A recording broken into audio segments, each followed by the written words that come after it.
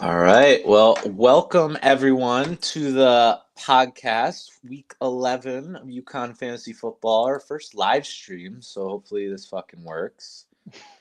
Oh, It's I'm good. hearing myself. Hold on. How do I mute myself?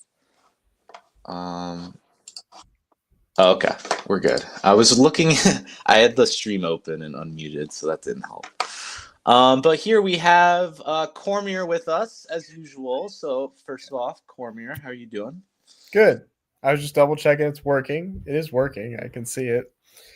Uh yeah, pretty good. It's a bit of a long week, but you know, almost the holidays, almost only got 3 Yeah, more days.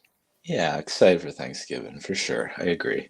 And then on top of that, joining us, I think for his first time in the podcast is Mhm. Connor. Connor, how you Fresh to the doing? shop. Doing well. In life, I'm doing well. In fantasy, I'm not doing so well. Hmm. Yeah, it's tough. We bring you guys on at your lowest moments, but we need to dissect what's gone wrong. I'm Um, glad. I'm happy to dissect. I'm excited. Looking Yes. forward to it. all right, so let's take a look first at our old guillotine league, where our dear friend Connor has been chopped. So last week was a close race between many teams, including Yep. myself and Cormier. We're in it on that Monday night. Me a little more, but Cormier had some moments at the bottom there. I think Derek, and I were all like around there. So Connor, it didn't end well in the end. You did get chopped. Talk to us about how the last week went, how the last night went. What do you think you could have done anything differently? What are your thoughts as your team closes out this season? Well, I guess I'll start with the thing that I think was most important was losing Jackson Dart for the week. Um, that really sucked because Jackson Dart's floor, I'd say, is fairly high.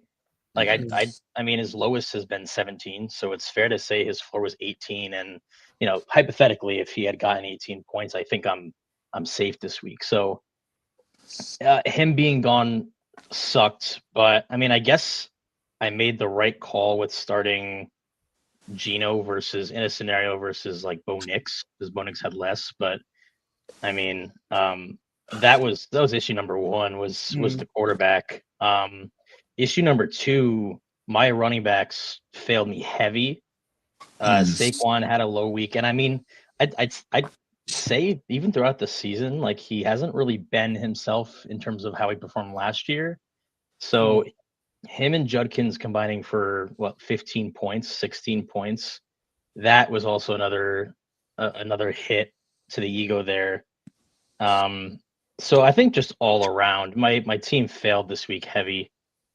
Yeah. Um, just not good. It was just like probably one, Nico had a good game, but other than Yep. that, you didn't quite have it. It was tough to see. I really thought I think going into Monday, obviously you were on the chop. Yeah, I was on the chop. It was projected, I should say, by Sleeper. Yeah, which I did think was possible. It's tough when they're playing the Cowboys because obviously you think that's good for Gino. Cowboys defense terrible. Like there's a lot of scoring going on, but everyone else had Cowboys against you. So Yep. my feeling with that game was there's points on the board here for like everyone. So personally, me having two players, I was like, I think I'm okay. And then Grandy, I'm sure with Dak, like I'm assuming he got the most points of all the players in that were going. I don't know for sure. Yeah, I believe so. Because Yeah, CD had like an average game, so. yeah, Pickens had an insane game. True, yeah, Pickens had the most points, but Yep. Tyler wasn't on the block. yeah. Yep. So yeah, I mean, yeah, it's tough. I think Saquon definitely has let you down. I just think he hasn't been awful this season. He's PRK 11, but he's had a lot of like games in like the high single digits to low tens that are like Yep. just kind of like like you expect a dud once in a while, but you hope for like a 16, 17 point floor for him more consistently. Like those 3-4 point difference does matter, and a lot of it looking at him is just like not crazy touchdowns this season. Not a Like, lot. like compared to what he usually gets. Like I would say some of the other stats aren't even that bad, but I just don't see a ton of touchdowns compared to what I would expect on his resume. Yeah, he's got 4 rushing and 2 receiving this year compared to 13 rushing and 2 receiving last year. He had 10 on the Giants 2 years ago, so he's kind of on pace for like the type of touchdown production he was getting on the Giants, which is a little not bit what you would want. less. Have you guys noticed this trend? I think Saquon is a perfect example of either rookies or guys in new situations where it feels like their receiving back play is like really forward in their first year, and then the second year it tapers off, because I really think that's where Saquon is losing his most value from. Because I don't like he never was a goal line back because Jalen Hurts is their goal line back, but the fact that he's lost production in receiving, it at least it feels like it. I think is what is really hurting him. Yeah, I think the perfect example, like for what you just described, would be like Jahmyr Gibbs. I think he's had like 4 or 5 games where he had like 30 receiving yards, and every other time it's like just kind of a ground and pound game for him. Whereas it used to be, it was like Monty was the goal line guy, and he was like the guy getting the rushes, and then Gibbs was the guy they just kind of dump off to in the flat or wherever. I think actually recently, I think this week, Gibbs had his highest receiving yards all season. I think he had like 80 or even close to 100. Yeah, I think a weird thing with the Eagles is they're trying to really figure out like who their targets are going to. Like they've been struggling and had so much controversy with that all year. Like AJ Brown's mad. Like it's weird that like Devontae Smith. Mad.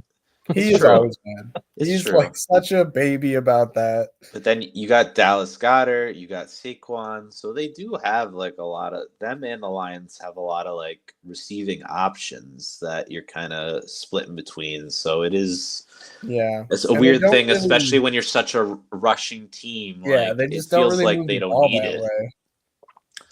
Yeah.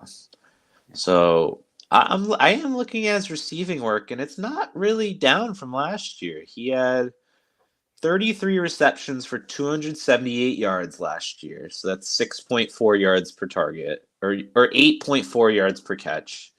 And this year he's got 28 receptions for 6.27 yards per target, 7.39 yards per catch. So it's down, but it's not significant. Yeah, that's fair. And the receptions are pretty good. I guess it's just the Eagles' offense, I think.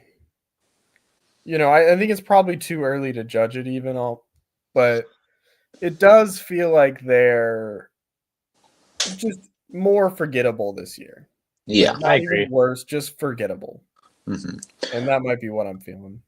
Another thing that was really tough for your team that you didn't mention is Marvin Harrison. Just after they finally stopped using Kyler. Kyler's hurt / benched. They got Jacoby Brissett, who's kind of been slinging it. 450 passing yards. Yeah, in that most completions in an NFL game ever. Yeah, or in the 21st century or something like that. Ridiculous stat. And your star wide receiver goes out for appendicitis. It looks like he's going to be out this week as well. And Michael Wilson comes in and gets more receiving yards in one game than Marvin Harrison has gotten since he joined the NFL. Should have been Marv. It should have been him. It should have been him. It's just crazy how this guy can't break out, and it seems like he's finally got a QB that might be able to do it. and he's out for 2 weeks. So we'll see if it finally turns around for him or if he really is a Jag. Because if Michael Wilson is doing shit like this with as the wide receiver 1 in year whatever it is for him, I don't even know. I want to say 3, 4. Okay, he's younger than I thought. Yeah, he's 25. So not 2. not a, Wow. Okay. no, it's Wow. it's year 3. Yeah. So He was in the league 2023. yeah, so that's better than I expected. But yeah, Michael Wilson doing shit as the wide receiver 1. You gotta hope like Marvin Harrison can put a few 20 burgers together in a couple weeks, like something like semi, like above what he's been had doing. good games this year. He's He had has. some breakout games. I just think he's gonna. I don't think he's not gonna have another one. I just think specifically for Guillotine, and I'm sure Connor. I don't know how long you had him, but you might be able to speak to this. Just for 1 week. Like he's just not consistent at all. Like he's had 20-point weeks, 18-point weeks this year. But most of his weeks are just bad. Like most of the weeks he just drops the ball, like or he just never felt on target with Kyler. Kyler would just sail him all the time. Yeah, his best week was Dallas with 22 points, 7 receptions off of 10 targets, and then that went right into a Seattle game, 3 receptions off 12 targets. I don't know, like also Dallas's defense, right? Like, Dallas you is have free. to begin like 30 on that defense. Yeah. While we're on the topic of consistency, I'll talk about someone who was super inconsistent for me as well. I still think he was a great pickup for me, but Kamani Vidal, he became like the, I'll say, quote unquote starter week 6. Miami, he scores 22.8, and then they play the Colts, he scores 7.5. They play Vikings, he scores 19.7. Tennessee, 3 points. Then 17, then 3. So it was literally just a pattern of like back and forth. And yeah, that not even help. a pattern that like aligns with how strong those defenses are completely. It Right, really Tennessee. is just like, yeah, Tennessee D, the 3 is really shocking. And everything that happened in that Jacksonville game last week was shocking. That screwed me in a few leagues. I feel like I have a lot of Chargers this week, and I was kind of like ruined by whatever happened in Jacksonville. I know their defense is decent, but Herbert was terrible against them. What I was noticing, and what I think is also weird about Vidal, is that also doesn't quite track with the way their offensive line injuries have happened. Because it's not like he just dropped off when they lost the O-line. Like he still had that good game against Pittsburgh. But yeah, that's what I think happened in Jacksonville, by the way, is I think their offensive line really was that good, and now it is so much worse that like I actually think the Chargers are like, I would count them out at this point, low key. I think I agree with you. I don't quite know how playoff seeding is going to work, where they could sneak in, but I don't think they're. I think they're not going to be a very good team the rest of the year. Yeah, it's possible. I wouldn't be surprised. I'm pretty depressed about it if it's true. I've got a lot of Chargers across the league that were killing it. So, yeah, I think I just picked up McConkey. And I think that was fine. I don't think I really paid that much for him, if I remember correctly. Yeah, you got $8. Wow. But I would be worried about Herbert, especially injury-wise. I think he's just going to get hurt. Mm-hmm. But I mean, this week's waivers was very interesting. Very much people gaming out like, okay, who has the amount of money? Like, what are we doing? Yeah, so we can take a look at it. Yeah. As a preface, I may have missed waivers this week. I may have been doing a lot with I was playing Secret Hitler. I was playing poker on Tuesday. My alarm did not. I usually have an alarm to do waivers, and I must have turned it off or something at some point. So, yeah, missed the waivers, which is tough. I don't think I would have really had any big bids. I am kind of still in the business of saving. I don't love any of these guys. Like Nico Collins, I kind of do. So I like that for you, Cormier.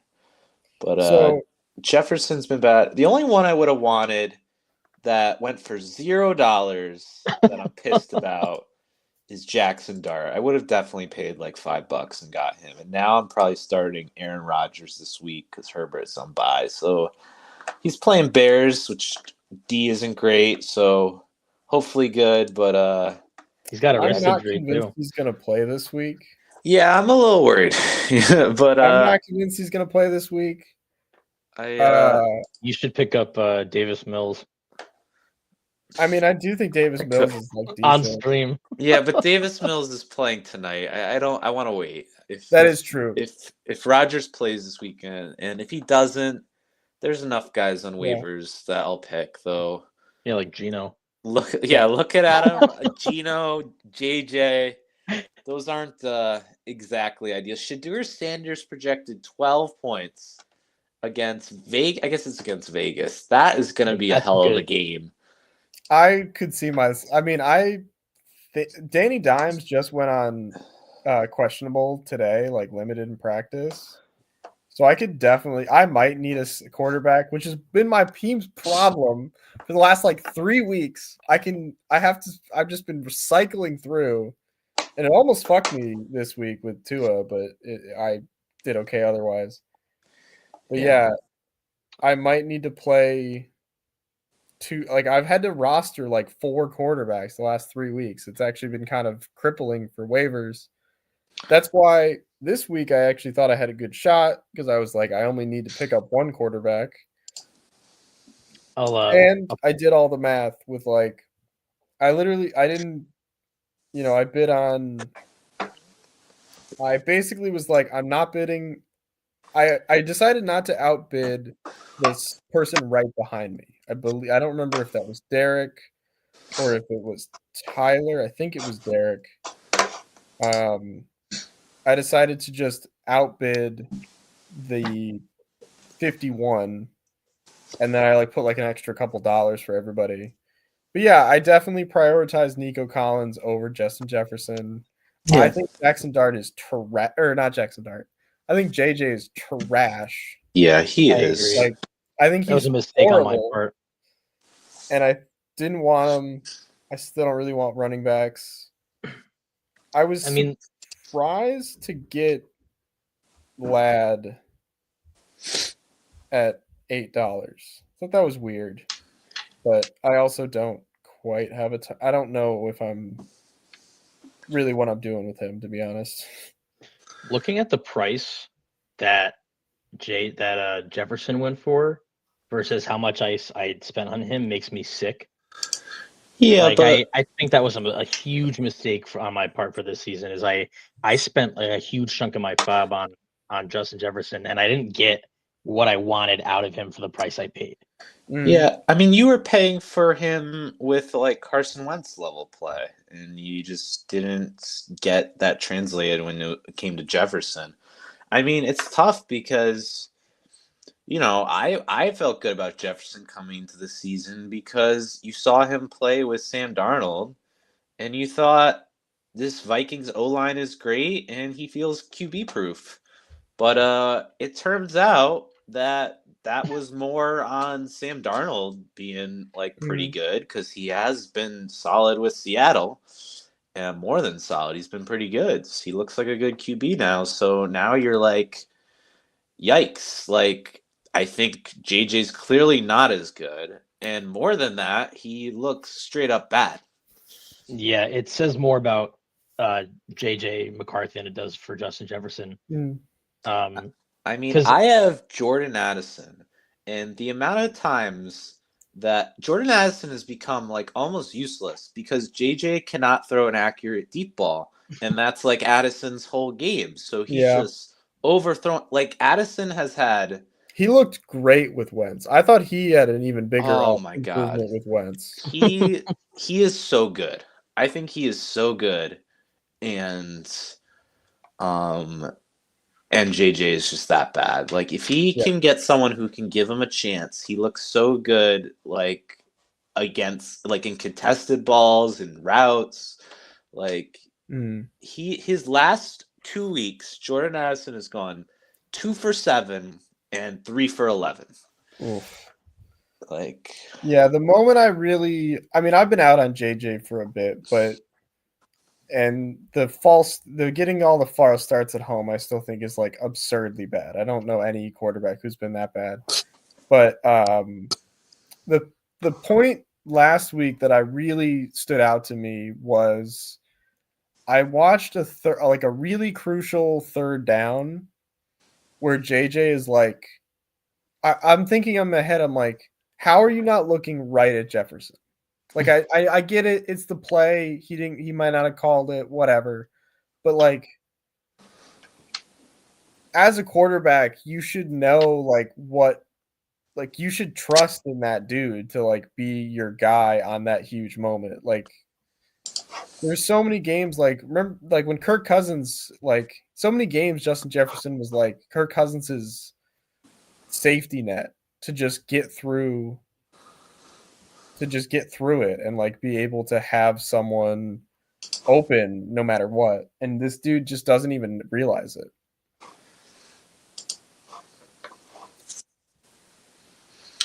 yeah, It's so sad. it is sad. But yeah, Jefferson 42, Saquon 35. It just shows like you did have a lot of high value guys, Connor. Like your team wasn't constructed bad in a vacuum. It just they definitely were just struggling this season, and maybe that's part of why you got the price for some of them you did. I mean, no, just Jefferson you paid. I paid a lot. Yeah, and Saquon I think you drafted. No, yeah, and then Tyler Warren I drafted as well. He was probably my favorite player on my roster this year. I didn't have to think twice about starting him at all. Yeah. I think he was someone I kind of was like, is this worth, like I was in this weird spot where I was like, is this worth picking up just to get him out of other teams and to like, because I could probably play him at the flex, maybe. You could definitely play him at flex, yeah. I think so, but I think I think it was putting him at flex for me would put me in a good spot to keep a floor. But I do think at this point, and I think my bids kind of show that I'm moving towards ceiling. Because if you want to win at the end, like you need a huge ceiling. Like these last couple of weeks have been struggling, but my floor has looked solid enough, and that's really this was the moment I tried to push through, and I think it's now time to transition into higher tier guys. Yep. I think Marvin Harrison is even an interesting one for Derek to pick up for that exact reason. I think could be very helpful. Yeah, even Judkins going for free, clearing waivers. Paul picked him up. Judkins, that is a pickup I love for you, Connor. I tried to pick him up twice, and I think I only didn't get him the second time because I got Jonathan Taylor instead. He has such a cupcake schedule, and I think he's still great. The Browns are just, their QB play is that bad that they're probably just stacking the box against him. Like, I don't think he can get much movement because they know he's literally the only weapon that team has. Right. I was super excited to get him on my team, and it sucks he only could put up 5.9. I think that, I don't know. I want to blame Dylan Gabriel, but I don't know if if it has anything to do with him or if it's like play calling or game scheme.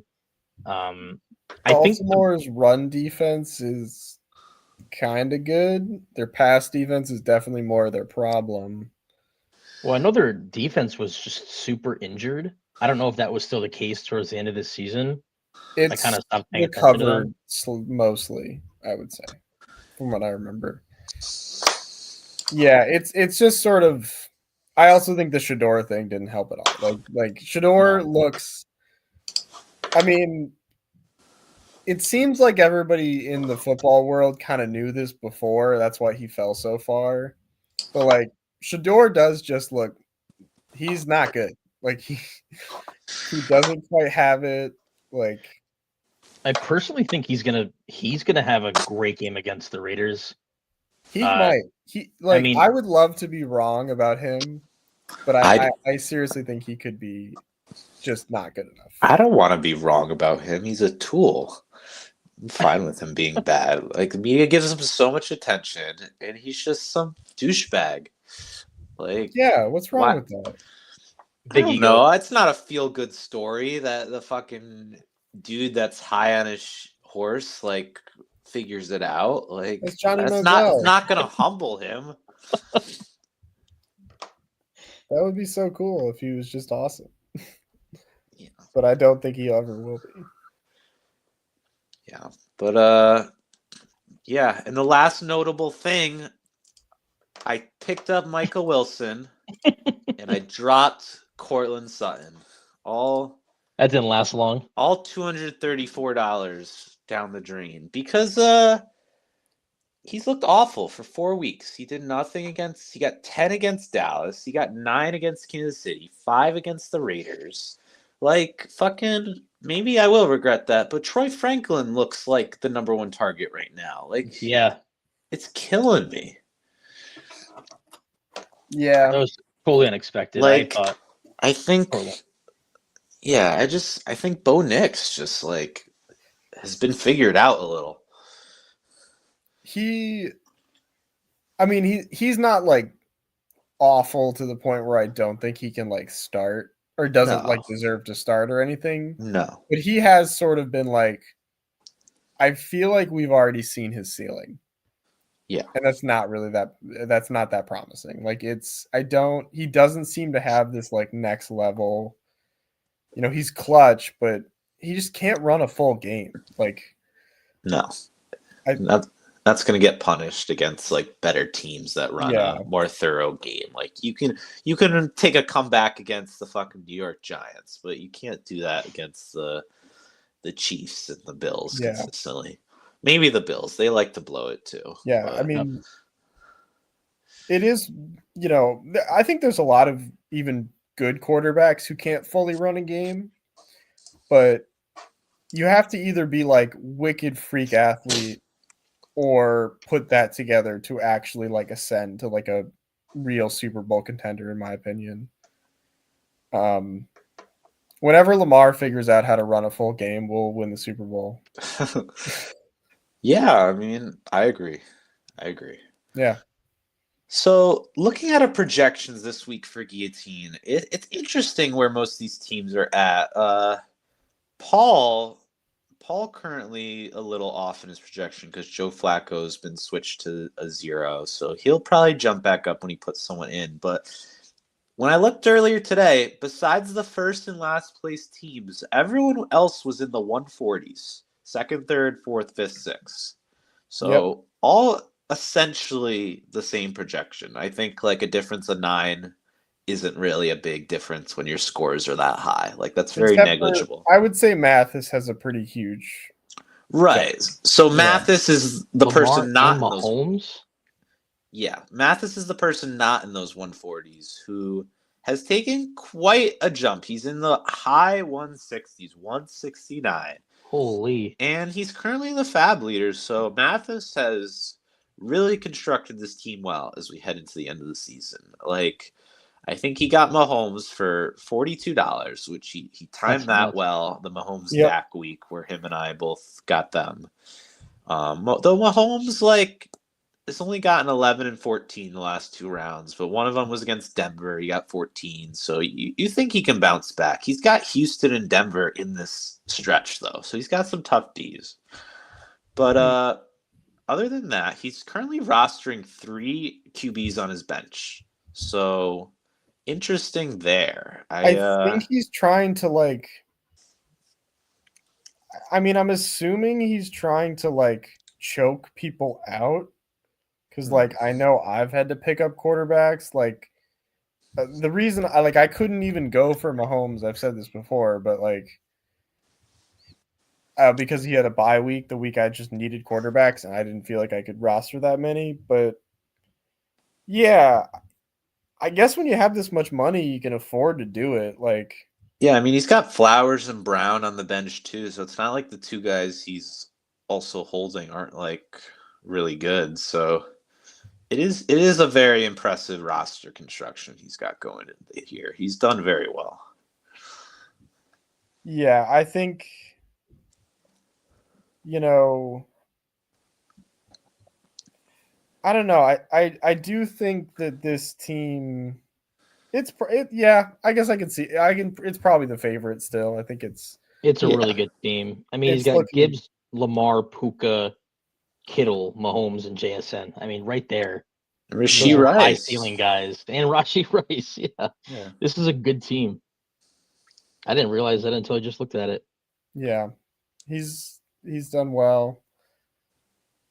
I don't know. I think it's also at the same time anyone's game at this point. You know, there's what, 7 teams left? 8? That's Something the like great thing that. about fantasy. Yeah, it's true. I mean, yeah, we have Right. 7 teams left. So at the bottom right this week, we got Kyle and Paul. Kyle probably going to be at the true bottom once Paul switches out Flacco. So Kyle with 135. And then everyone above that, Paul, myself, Tyler, Derek, and you, all in that 140s range. So it really is Yeah. a toss-up for anyone but Mathis. Wouldn't be shocking this week. Mathis could flop, but I think would be yeah. surprising compared to these other teams. It's unlikely. He has I a also think bigger if Daniel league than Jones even. doesn't play, I'm in a really tough spot. Yeah, I mean, if Aaron Rodgers doesn't play, I'm not in a crazy spot either. I've got Ibuka questionable; he was limited today, so there's a lot of possibilities. I got JSN, or I've got Taylor back, but of course, fucking Jamar Chase spits on Jalen Ramsey because he's being a pissy baby because Ramsey was owning him. So that sucks. I mean, fuck all my wide receivers this year. I've got a dynasty league where I've got Jamar Chase, and then I've got Amon Ra, who's fucking dancing like Donald Trump in the end zone. So if people are punching the shit out of them, I'm like, God damn. My top wide receivers. And Cortland Sutton. All divas. Yeah, he just sucks. So I threw him to the wolves. I mean, he'll probably get picked up on waivers. I just don't really I don't care. know. I don't really see why This you week, I'm care not to. sure. I dropped Terry this week. Like, Yeah, it's getting to that point. I mean, some of these guys that are they're still ranked top 30, but you kind of know where they're trending. Yeah, Terry, that's a sad one this season. He's your 3rd round pick. He's frustrating. Yep. I don't know what happened. They just paid him, and then it's why everyone screams to pay these guys, and sometimes you hope he comes back, but sometimes it's not the move. It was kind of Right. like a thank you pay for sticking out through all those shitty quarterbacks. Yeah, It wasn't even really like it got Debo at the same time. Like it clearly wasn't a "you're our guy" going forward type of pay. Mhm. It was just like a thanks for putting up with us for so many years and not like demanding to leave. Yeah, Yeah. I agree. But I was gonna say I don't think I have anything else about Guillotine. Connor, if you have any last words, go right ahead. Yeah, I mean, I guess just like kind of a summary of my season. My original strategy was like, all right, we got 18 people, and people are going to be trying to take quarterbacks as soon as possible. So when everyone's going left, I'm going to go right, and that's kind of where I drafted Saquon, I drafted Nico, I drafted Mike Evans, and I was trying to like fill the running back and wide receiver positions to get guys who were going to produce for me. And, unfortunately, Mike Evans played 3 games and then hasn't touched the field again, or touched it once, then got hurt again. So that kind of hurt early in the season, and it could have gone a different way if he was still healthy. But, another thing, Trevor Lawrence, like that's what I was willing to accept is, all right, if I'm going to be going for these guys, I have to settle for a mediocre or even like a below average quarterback. And Trevor Lawrence was going to be my guy. And granted, his numbers aren't bad, but it's not like the numbers that I wanted out of a starting quarterback. which I found later in Jackson Dart, which kind of saved my season for the time being. But I don't know. I'm glad my strategy moved, like going into this draft, I could say worked. Yeah. And I got to top 8, and I'm not upset about it. First time doing, guillotine seriously like this. I think I was the first one shopped last year, but I didn't really have a plan going into guillotine. You were the second or third, I think. Yeah, Our dear Alex friend, our was- dear podcast friend. Alex was the one first. Alex was first chopped. Yeah. Yeah, so huge improvement from last year. I'm happy with it. I took some notes on how I'm gonna adapt next year with Fab and whatnot. But yeah, I'm happy with it. It was a good run. Yeah, definitely. I mean, you had some good pickups this season, and Dart definitely was the one. I think it would have been even better. I think you overpaid for what we felt of Dart at the time. I think I 102 was What high. week was that? It was September, so Yeah. that was right when he was starting. That is good value for what he became, but I think you could have got even more value from what other people thought at the time. Yeah. That's an interesting one. But yeah, you did great. And sorry to see you go. It's all good. But if we want to take a look now, let's go into redraft. And if Cormier, if you want to introduce this and talk about it a little, I need to go get a tissue very badly. So Yeah, sure. I'll be right back. So redraft, some decent shakeups in terms of the playoff seeding. I think we will, I don't have much to say about my matchup. I'm just Josh Allen finally had that really amazing game for me. Maybe he's had a couple others, but 45 points, I think. It's felt like I've still been low-key disappointed in him, but maybe I'm just too picky because my team's shit. But yeah, other than that, my team's pretty bad. I don't actually feel like I played that well. I just eked it out with that. But your matchup is much more interesting. Big team in Robbie, and going into that Monday night game again for you, it looks decent. You are looking projected to win going into Monday night. And Geno Smith, I looked better in this league than I did in guillotine. I thought this was a lock. I didn't even look at it. Yep. And Geno Smith really fucked you over, just middling the shit out of you. Double-edged sword here. Let's hear your thoughts on this. I mean, I don't really have any thoughts other than what the fuck. I mean, I see Vidal got hurt, which really sucks. Kyle Pitts is my own doing. You got Kyle Pitts. I got Kyle Pitts, yeah. And I mean, Robbie's got to have a hex on me or something, man. If this guy finds a way to ruin my plans in every aspect related to UConn.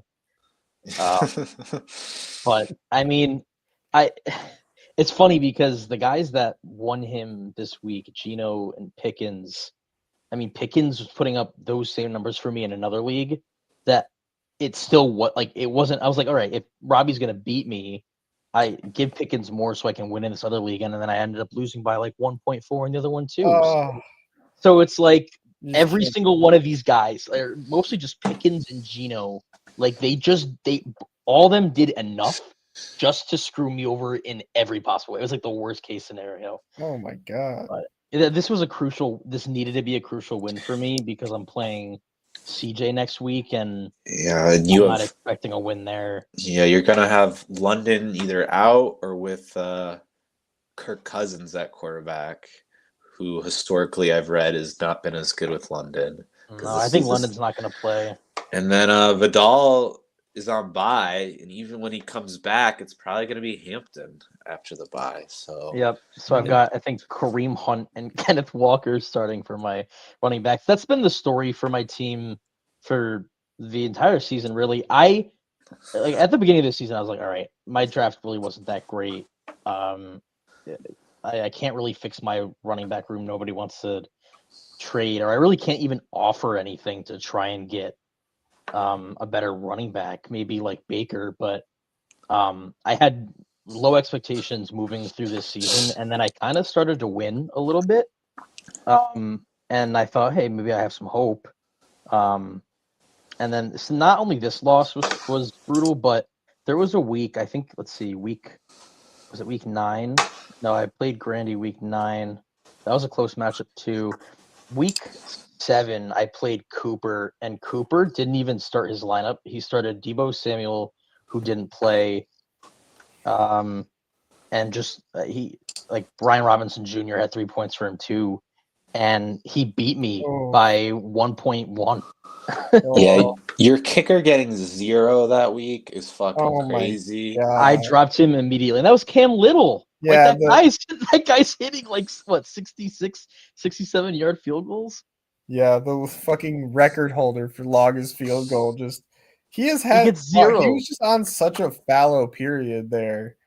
-2 and 0. And then I think he went on by and then hit the fucking long one. It's unbelievable. So that was another like crucial loss. There's a scenario where I have 6 wins right now, and I wish I did. Yeah. Every win matters so much here. Yep. I mean, you're not out of this. You're just super middle of the pack points for among the 4 and 7s, but it's so close. I don't think that's a big deal. No. 5 and 6. I vaulted to the 5 seed this week. Unbelievable. You're the 5 seed. I didn't even realize that. I went from 9 to 5 in like 2 weeks. It's crazy. The 5 seed is under 500. That's how ridiculous CJ and Robbie are above everyone, and that's how the same everyone else is. I'm only 2 games back of third. Actually have a chance to be a higher seed than I thought. Not that I really think that matters at all, to be honest. So I think 4 and 7 is live. I believe there's 14 weeks in this league, so you'd be 7 and 7. Yeah, we've got 3 weeks left, 3 games left in this league. I need a miracle this week if I want to make playoffs. I need CJ's team to just kind of take a vacation, which I do not see happening. Could also make the playoffs. I would not fully count out 6 and 8. Wow, he's projected 145. I think his projection's been going up. I thought it was in the 130s. No, it's been 140 every week. It's so absurd. Oh my god. JT and CMC, how did that happen? I mean, CMC was late. I think that was the turn. I think he took CMC 111. He took Taylor. Taylor went the 4th pick of the 2nd round. That is kind of nuts. I mean, he was cooking at the end of last year, so I think I picked him up in another league where I got the chance, and he's been so good. But yeah, this league, I do wish I was in the turn this year in most leagues. The turn had all the good players. A-Chain was in the turn. A lot of those wide receivers in the middle did not super pan out this year. Yeah, I think I forget where I picked but I gave up on my first round pick immediately. I picked 9. I was like, this is fun. I hate being towards the middle. It's the worst. Especially in this league. I think this league you can hit a guy at pick 18 or whatever very easily. Yeah. I think I want to move away from the middle in this league. I mean, I keep thinking what I want to change is my draft strategy, but really what I need to change is where I fucking pick, I think. Because I think I've been in the middle for last couple of years. Like higher middle in the middle, not middle, but I don't know how you guys feel about this, but I have never been given I know we do. I believe we do random for this league, random choice of draft pick. I have never gotten anywhere close to the first couple picks, and I kind of would like to because I usually don't like top picks, but I think in this league it would be really interesting to take the first or second or third guy, just to have the full pick of the litter. I mean, it's interesting because this is like the first year in a long time, knock on wood, that the first overall pick has been good. Like Jamar Chase, like is having a good year. So is normally I would be scared that he's the number two wide receiver. I mean, he's had some inconsistency with the quarterback, but he's still had all his good boom weeks. Like he's not what he was last year, but like it's hard to ask. Like I think in terms of first overall picks, like considering the past decade, like I think he's the best one. I can't think of like what is a first overall pick that's had a better second season in the past decade. At least since I've started fantasy football, I'm not sure of one. Okay, I see your point. I see your point. That is true. That I think. Yeah. Okay. I think that's interesting that he's been because he just hasn't felt that strong. I guess. I don't know. I would love my thinking more is looking at the disparity. Like I would love to look at the disparity between running backs and wide receivers between the years because it does feel like, you know, there are so many running backs now that are having like or there are more great running backs that you could have picked up as opposed to wide receivers. And so that's kind of where I feel Chase feels a little bit undervalued. Or maybe that's better, I guess. I don't know. Yeah, I agree. I think wide receiver has just been a down year overall, but The top It's a two weird running year backs in have general, I think. such a huge lead on the other people. yeah, it's just hard with running backs because if you miss on a top running back, it hurts more than missing on a top wide receiver, I think. I want to further like talk further about what you just said because Mhm. you're right when you say like you want to move away from the middle of the pack in terms of draft. Yeah. And I was just looking at my first two picks. I picked Nico first. I was the 12th pick. So I picked him at 112.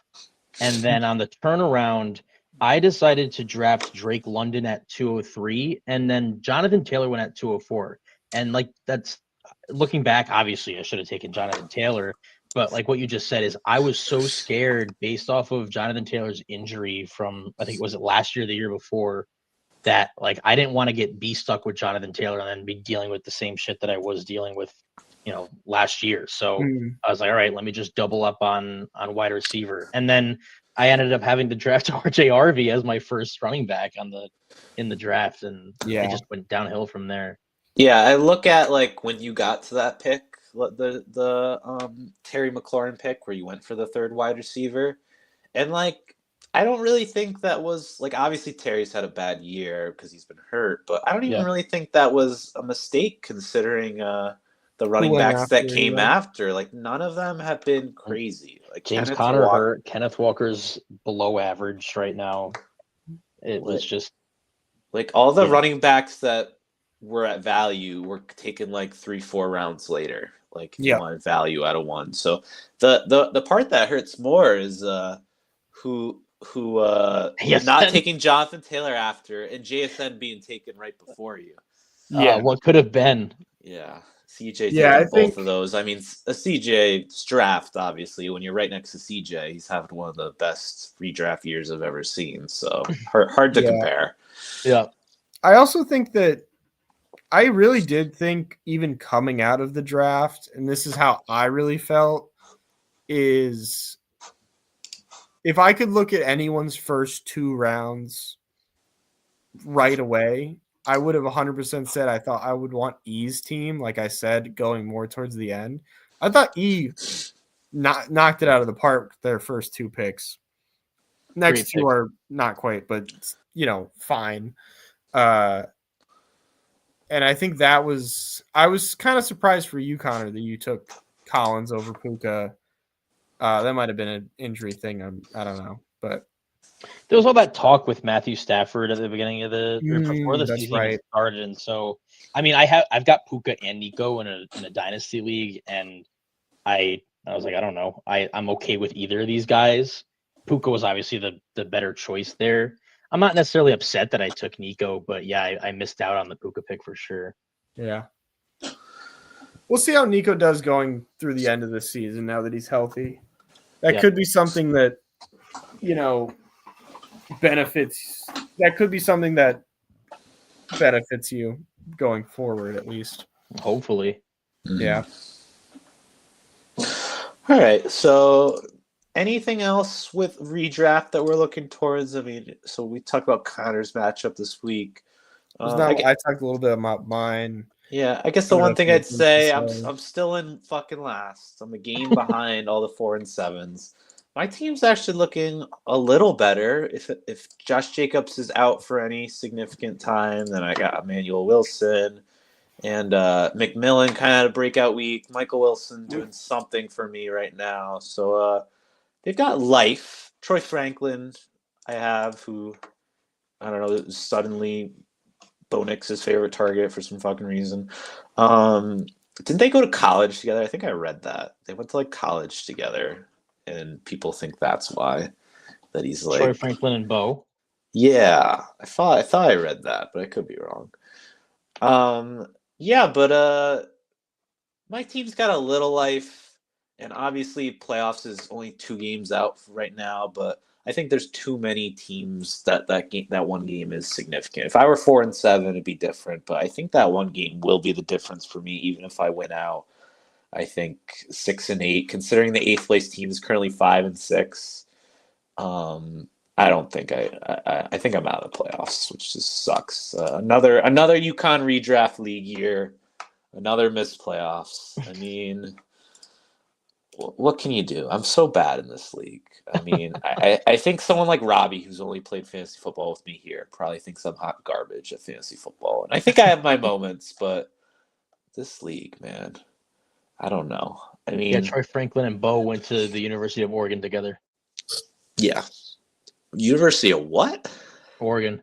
Okay. I thought you said Morgan. I'm like, what's that? Yeah.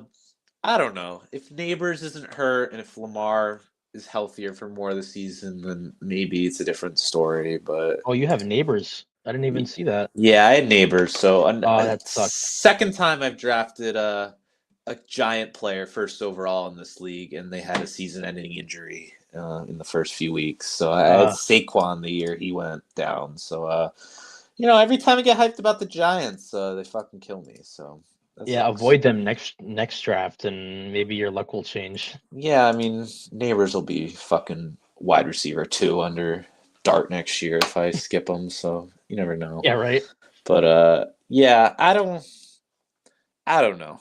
I don't know what to do in this league. I think maybe drafting towards the ends is a good next step, because otherwise I've been struggling. I don't know the correct way to draft. So yep. Yeah, I agree. Being at the ends of the draft's more important. It's no, sorry, you go. No, that was it. Just either being in the 1 to 4 range or the 10 to 14. That's kind of where you want to sit. I enjoyed being at 12. I just needed to make the better picks. Yeah, something I want to ask your opinion on, Connor, as we finish redraft here, that I brought up last week, and I want to ask someone else about this. What would you think if this league had a slightly smaller bench to maybe beef up waivers a tiny bit? What if we have 7 people on the bench right now? What if we went to like 6 or even 5? I would even do 5. Yeah. Yeah. Do you think that would help so the waivers aren't like fucking barren every week? I think it would. It puts also, there really isn't, like, I haven't cared once about like the waiver order and where I'm at in this league, because I'm only ever going to pick up someone on waivers if I have a bye week and I didn't plan on it, or someone gets hurt and I'm like, oh shit, I got to pick up someone off of waivers. But no, I'm 100% on board with that. I think if we've got a smaller bench, waivers gets better, and it adds more of an element to, I don't know, strategy for this league. And it might also give people an incentive to trade, because if you don't want to drop someone, you're more likely to want to trade them. And I feel like we haven't seen, has there been a trade in this league this year? There were two, I believe. There was Cormier and Evan had a Yep. trade, and then I think Robbie had a trade with someone. Oh, with me. Yeah, I was Yeah, one of yeah, them. yeah. Yeah, I traded with Robbie. I think it was oh man, did I trade for Kyle Pitts? I forget what that trade was, but There was someone in that trade yeah, that he so he got from you that was totally like not your fault too. I think let me check. I Like gave him Rico Dowdle and RJ yeah. Harvey, and I got Kenneth Walker and Kyle Pitts. Yeah, trading Rico Dowdle, like I thought I honestly sold him high. that's something I would have done too. Like I can't really blame you on that. Like Rico Dowdle fucking putting up numbers this season is one of the crazier storylines. Like Yep. obviously he had a good run on the Dallas, but you kind of thought that was just because Dallas O-line was so elite. And it Yep. seems like part of it is Panthers O-line is also really good. But no, he's kind of that guy. I mean, he's projected 16.5 this week, which is wild. Sorry, Cormier, I didn't realize you had dropped It's out. I wasn't okay. looking. I did not plug my laptop in time. I literally was just looking around for the charger as it died, Nice. and now it's can't turn back on yet because it's dead. Yeah. And it's not even charging. Oh, great. But I lose you again. I'm back.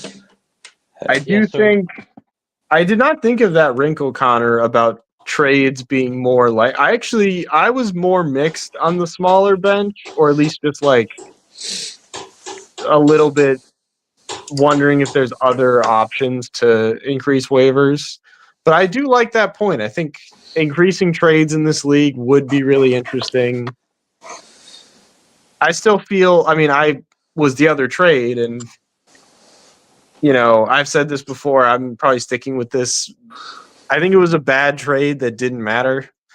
But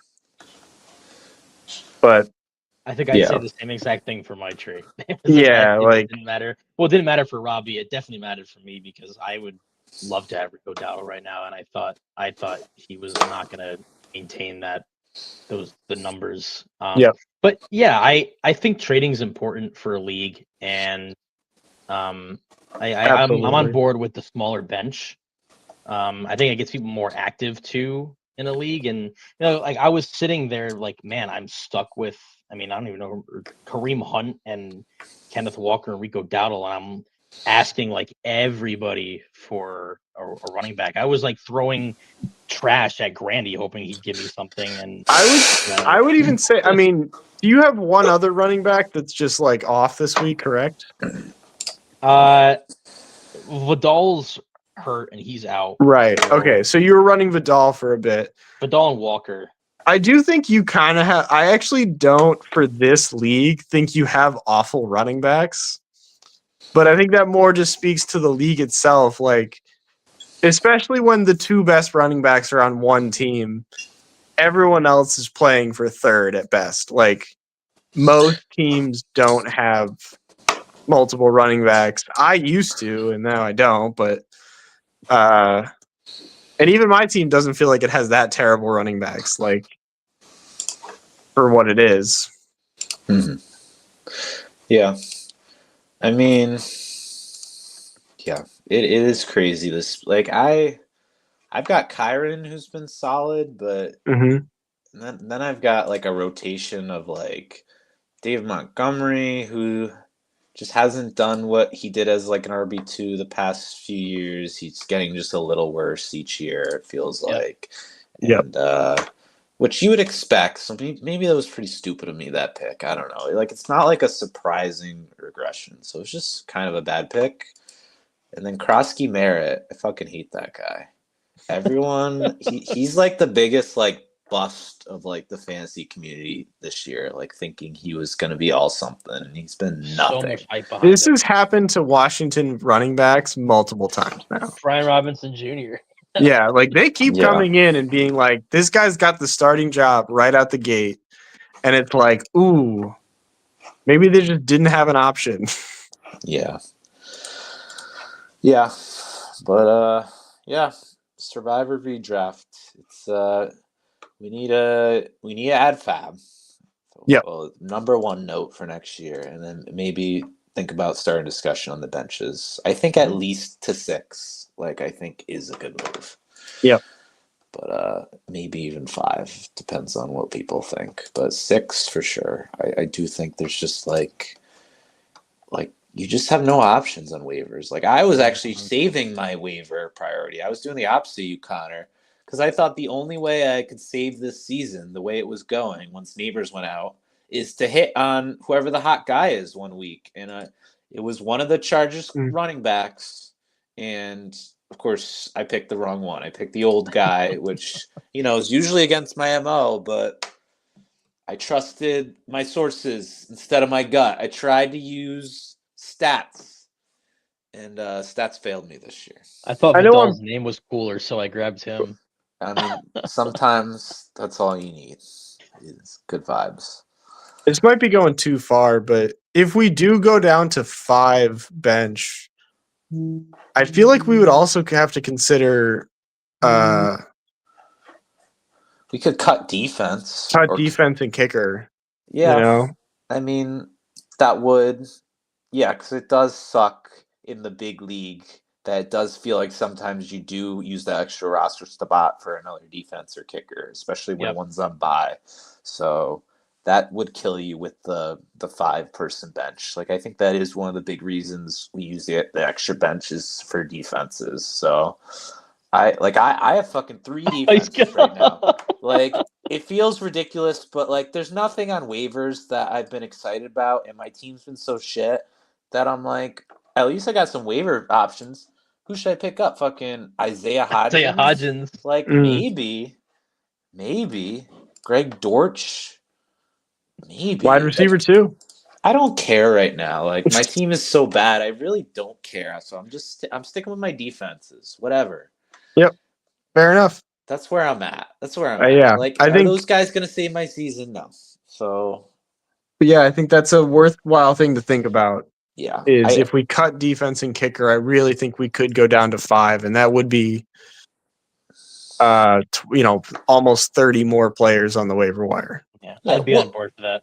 We'll see what people think. I think redraft is like the last stand for those positions where every other type of league has mostly cut those out, except for our weird dynasty league, which I feel like is the only one that uses kickers and defense, which I don't know. I think is fun, but it's definitely weird. But okay, redraft. There we go.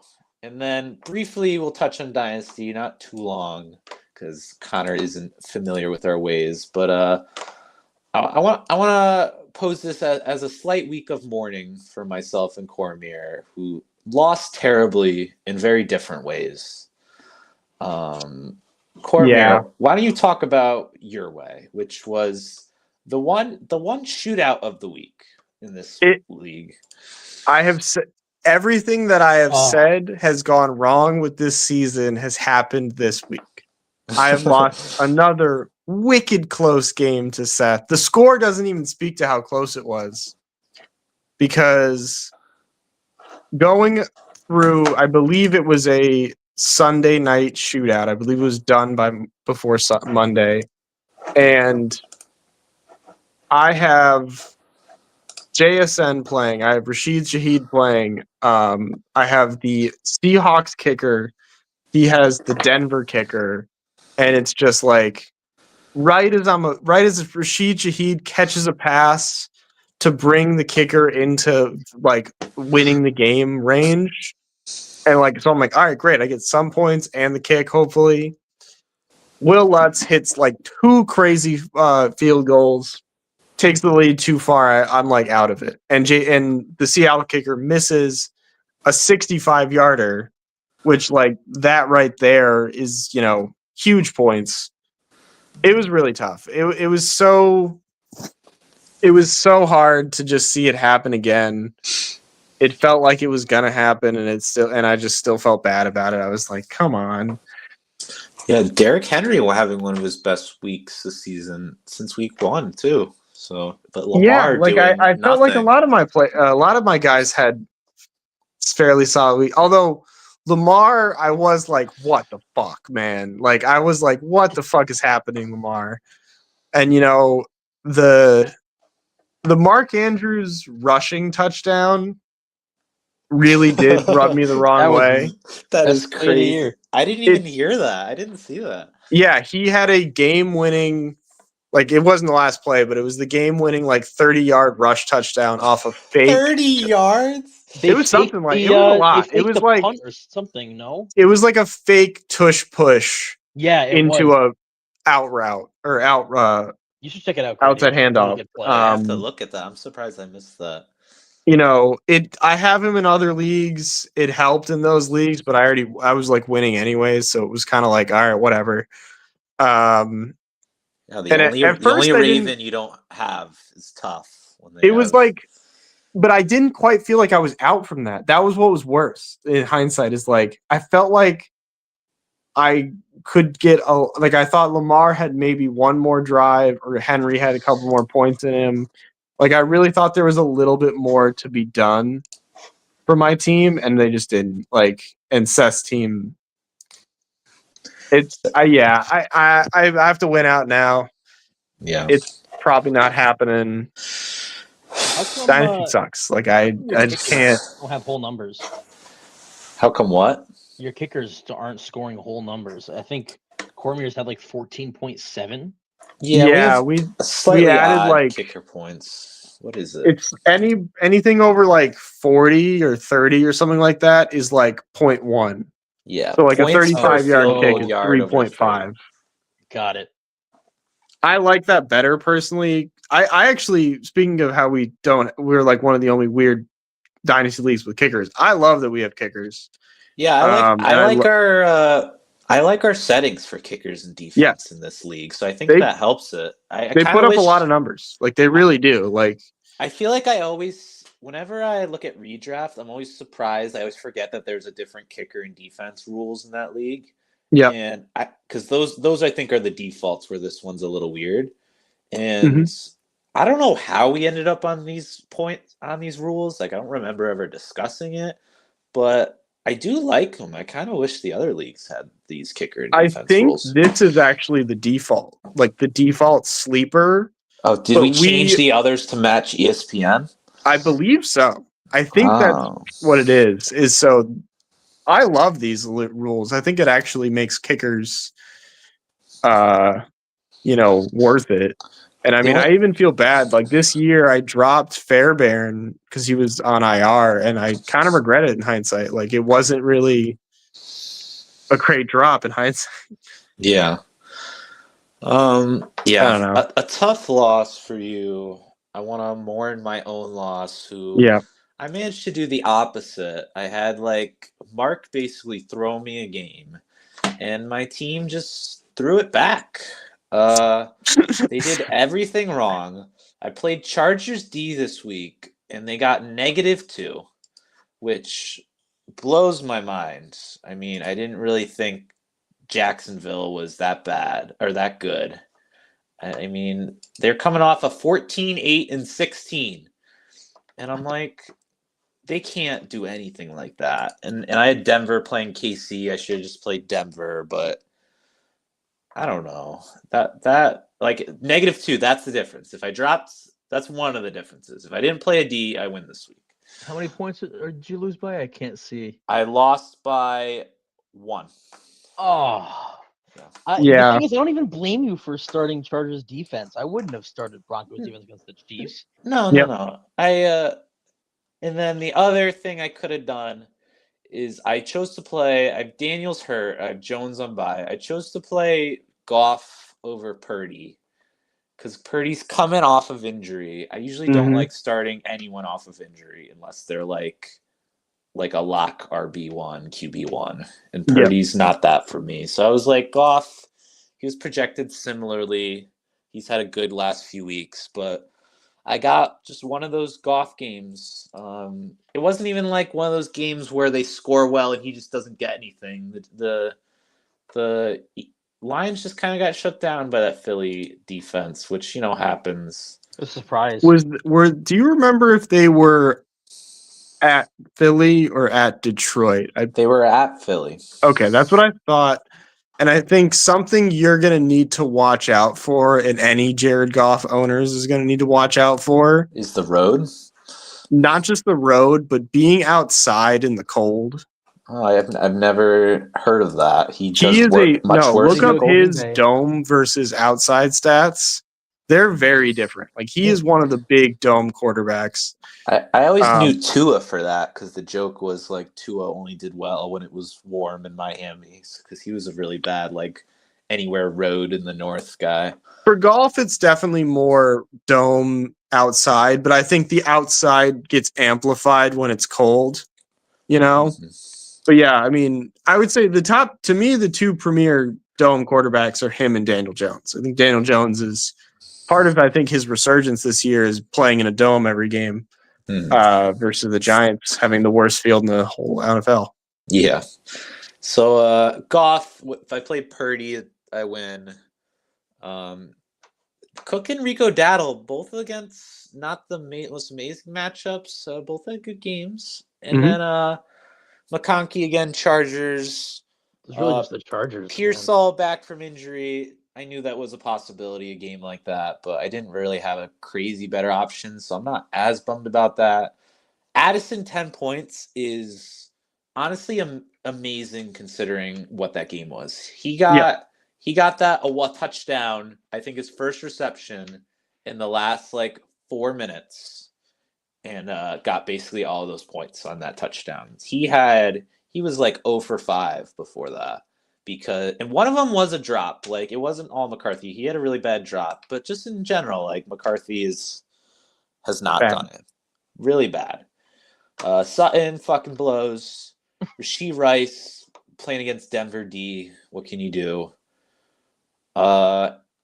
And Brock Bowers and Brandon Aubrey. This is how I'll finish with this. This is the Monday night like loss moment. Is the fucking Dallas Cowboys are charging down the field. They're up by 1 million. Like a lot, but like the game's over. And they're in the red zone. And I'm like, okay, anything that happens here, I'm probably good, because if they score, then Aubrey kicks the extra point, and then I just need like one Bowers reception pretty much. If they don't score, then they're going to kick a field goal.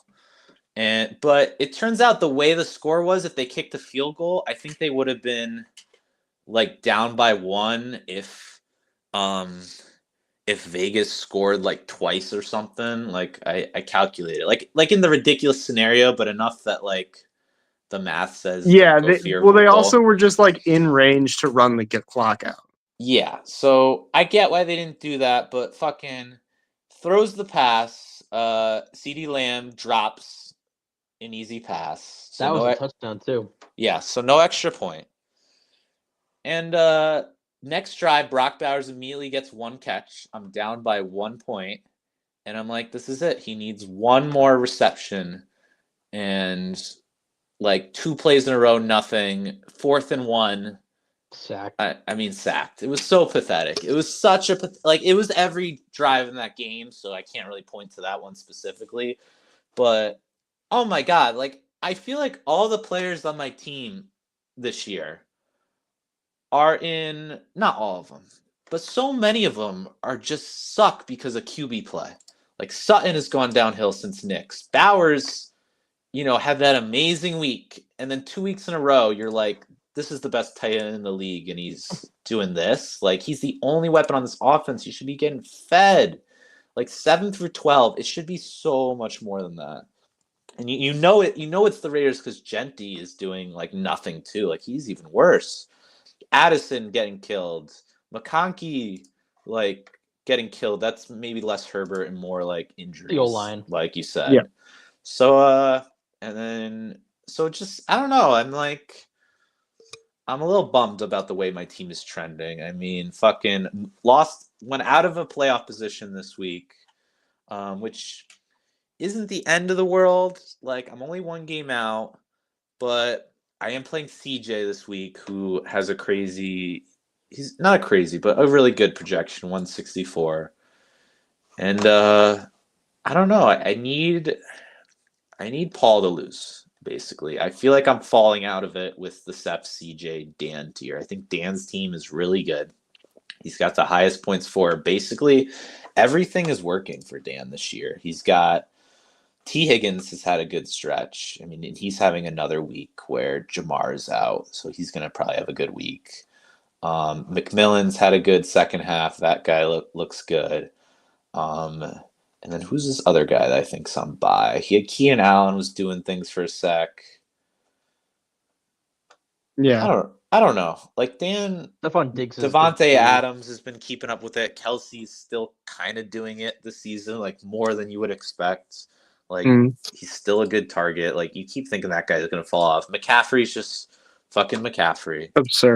Absurd. Like it's absurd that McCaffrey's still doing what he's doing. You think like all these injuries are gonna break him down a little more than it does, and it just doesn't. So yeah, Dan's team again really good. I'm consistently shocked how Dan's team. I've said it many times how Dan's team is still like a playoff contender year in and year out. It keeps feeling like he hasn't had a ton of picks, but I don't know.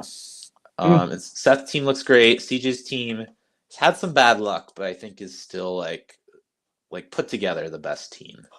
So it feels like I'm fighting for Paul's spot. Like me and Paul and like you and Mark too. Like we're all fighting for that last spot. So you have a 4-person playoff.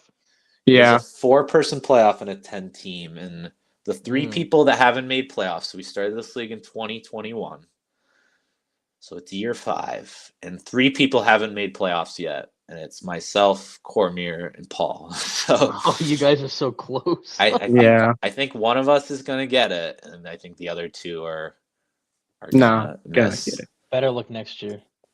Yeah. But, probably not. Yeah, I think this week was killer for you, Cormier, which it's tough. Like your points for is still should be right in it. But I had the 3rd most this week. Yeah, no, I'm talking about like overall this season. But yeah. Like this week, like the past, like since Lamar has come back, like you've been consistently like one of in the top half, if not top 3 every week. So it's tough. It's tough. You do hope it blows a little your way. And of course, games are blowing my way, the points for, and I'm still blowing it, which, I'd been on a winning streak. So like a loss like that, like isn't the end of the world for like how my team is done. It's just like, it's still like a freebie. And you need every game. You need every game in this league. Yep. But when the bottom teams like are all tanking constantly, like you have like 2 or 3 teams that are just bad. So Alex and Derek look, but I don't know. Alex's team looking a little better. His running backs are just trash, but like Mason Singletary had good weeks last week, so you never know. Yeah. And he's got CD back, and who else is he getting back? Is that it? Marvin Harrison's out. Godwin, I think, is playing. Yeah, Godwin, he could play. I don't know. But Dynasty. Few rounds left. We go to week 15, so we've got 4 games left for everyone, and we'll have to see. That is about it. But any final thoughts in any of these leagues and anything we want to talk about, Cormier? No, I don't think. No, I don't think there's any final thoughts. All right, Connor, anything you want to discuss or end on? No, I'm good. I covered everything for guillotine and redraft, so I'm all good. I wish the best of luck to you guys in Dynasty. I'm in my Dynasty league. I've got the 3rd seed right now. I'm 7-4, not doing too bad. So wish me luck as well. Of course. Have you won in that league or made any playoff progress? No, so this is our 2nd year. Year 1, I was kind of on the tank train, and I had a really good draft. I picked up Hampton. I picked up Judkins. I drafted Tyjae Spears. This isn't his rookie year. Last year I drafted him. That was a mistake. Yeah. I'm big on Mason Taylor. I think he's going to be a great tight end for the Jets if the Jets ever figure it out. Yeah, that's a big Uh, if. It's a huge if. But my wide receiver room, I've got Nico Collins, Judkins, and Neighbors. So I'm really looking forward to my future with these guys. Nice. Yeah. Herbert awesome. and Allen as well, and Daniel Jones. So Oh, damn. yeah, I'm happy. I kind of sold a lot of picks, but I'd rather invest in players I know with talent than picks that are up in the air. Yeah, as long as they're solid, proven guys. Like the pick is always a wild card. You know, if you can get the sure thing, you do. Right. You know, you got to play Dynasty, and like Dynasty isn't played in as like long a window as you think. Like I think the more I've read about it, like more people treat Dynasty as like you have like a 2-3 year window for your team, and then everything can change in 2-3 years. So you just kind of have to. You want to build for long term, but you got to reevaluate like every so often because things can change on the fly. Like it isn't as like it's such an interesting balance between being stable or going crazy and making a lot of trades that's going to ruin or break your team. Like you got to know when to put the chips in. And it's tough. It makes it interesting. Yep. But all right. Well, thank you for coming on, Connor. Always great to talk to you. And It was a blast. Thanks for having me. yeah, and we'll have to see who gets chopped next. Not many options left, but I don't know. It could be myself or Cormier's end of the road sometime soon as well. Let's hope not. But I'll make a prediction and say Kyle's cut next. yeah, I mean Kyle's a drop down from the rest, but you never know. You never know. So yeah, we'll have to see, and maybe we'll talk to Kyle next week if he does. He'll finally enter the podcast realm. But thanks for coming on, Connor. Sure. And we'll see you guys next week. As always, if anyone wants to come on, send one of us a message, and we'll try and make it happen. But thanks for coming on, and I'll talk to you guys next week. See you. Peace.